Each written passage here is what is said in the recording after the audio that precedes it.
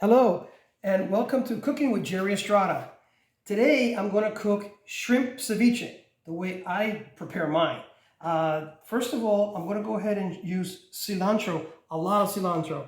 I'm going to use a cucumber, and I take all the seeds out. I'm going to use 3 cloves. I'm going to use about 6 to 8 limes because I'm going to make sure that I have enough lime juice to cover the shrimp.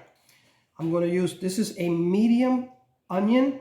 This is a small onion. This is a medium red onion. This is a big tomato. I'm going to use about a tablespoon of vinegar. I'm going to use some salt.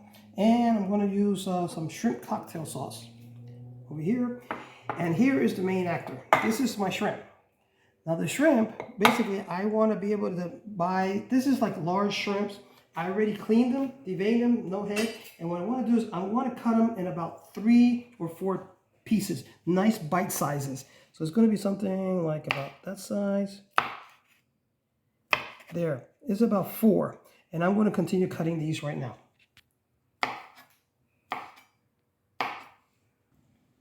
Okay, so this is basically what I call bite sizes. I've already cut them nice and even. And now I recommend that you use a glass mixing bowl because once you apply the lime, and you use like a plastic, it can make a reaction. This will sustain the reaction of the acids of the lime.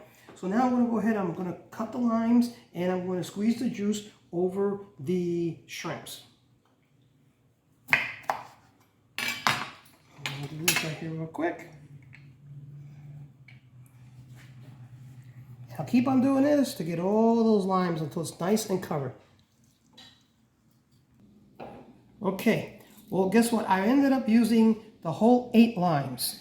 And it's very important to have 6 to 8 because you want to make sure that you have enough lime juice to cover all the shrimp, because this is the process of the ceviche, is with the lime juice, it's going to actually cook, is what they call cook the shrimp. And you're going to see it cooking with time, that it's going to keep on getting more, it's going to change color. And with time, you'll see it. So it normally takes about 4, or you can leave it overnight. In my case, I'm going to go ahead and put this overnight. So to this bowl, I'm just going to add a little bit of salt, sea salt. Just a little bit. This is something to taste. And after I do that, I'm going to mix that nice and well. And then I'm going to add some cilantro. And once we add the cilantro, I'm going to cover it up with saran wrap. And I'm going to go ahead and put it in the refrigerator overnight. And then we'll see you tomorrow. So we'll just add a little more.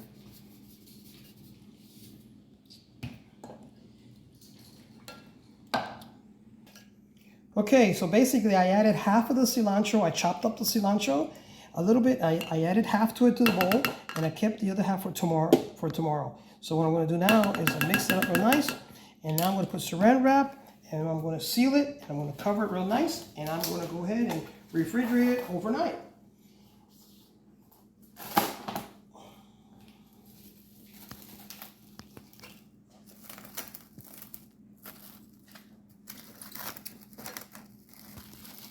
And that's it. I'll see you tomorrow.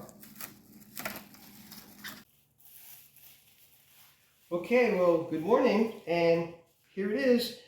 I just took out the cilantro in the refrigerator overnight.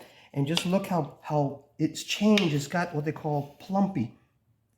That's because the lime juice is cooked it overnight in the refrigerator.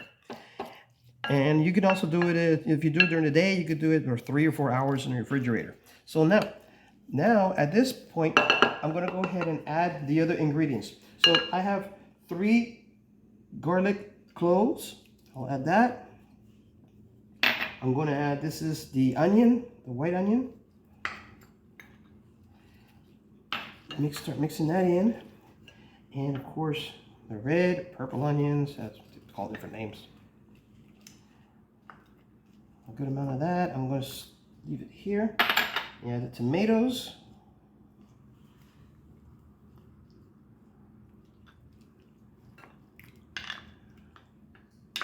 I like tomatoes. Tomatoes are really good in this here. The tomatoes. I have the cucumber that I diced up and took all the seeds out. And Now I'm going to add a little bit more salt on this I just added. The salt's always by taste. I always say about a teaspoon or something, but that depends on you. And then I'm going to add 1 tablespoon of white vinegar.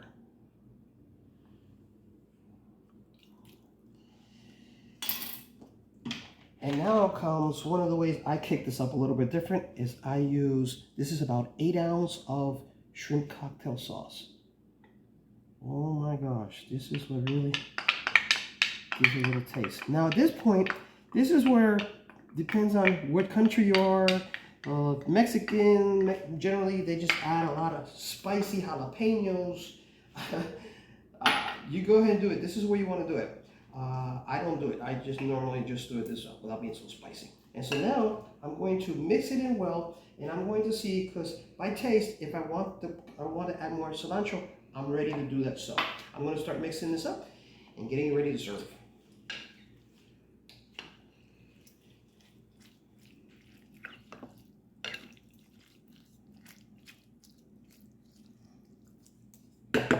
Okay, well here it is. Look at that. Now that is a professional looking ceviche. Now I'm going to go ahead and serve some for me, of course, and taste it. So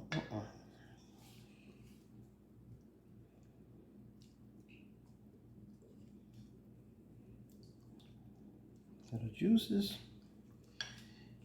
Oh, there you go. There you have it. Look how pretty that looks. So now you can eat it with crackers. You can eat it with nacho chips. You could put it on bread. I want to use some crackers here. And I want to go ahead and taste this now.